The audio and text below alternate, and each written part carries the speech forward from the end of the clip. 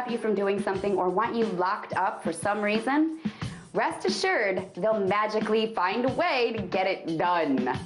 Take the case of Pastor Terry Jones in Florida.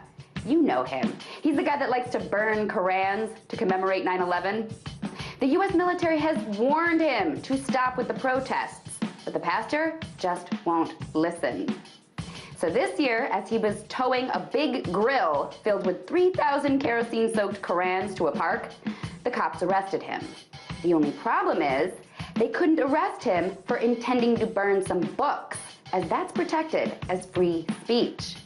So they got him on unlawful conveyance of fuel, unlawful open carry of a firearm, and having no valid registration.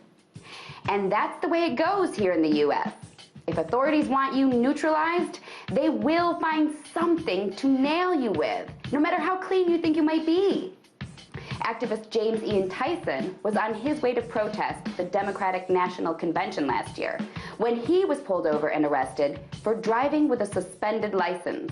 He maintains he was just a passenger in the car. Nevertheless, the cops held him until the convention was over, thus silencing the activist. During Occupy Wall Street, cops arrested protesters by using an obscure loitering law that bans 2 or more people from wearing masks together. The law has been ruled unconstitutional several times, but cops still used it to silence the protesters. Cops arrest people for secondary reasons all the time as a way to silence them. It's practically a national pastime.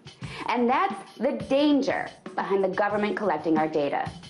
Because now if they want to silence you for any reason whatsoever, they don't even have to leave their desks. They can just rifle through your email, texts, Facebook posts, anything to find a reason to arrest you.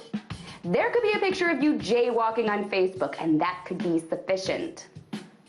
The bottom line is, we were already living in a world where if authorities wanted to lock you up to stop you from speaking your mind, they'd find some way to do it. And as we dive more into the age of digital cells and surveillance, that's bound to get a lot worse.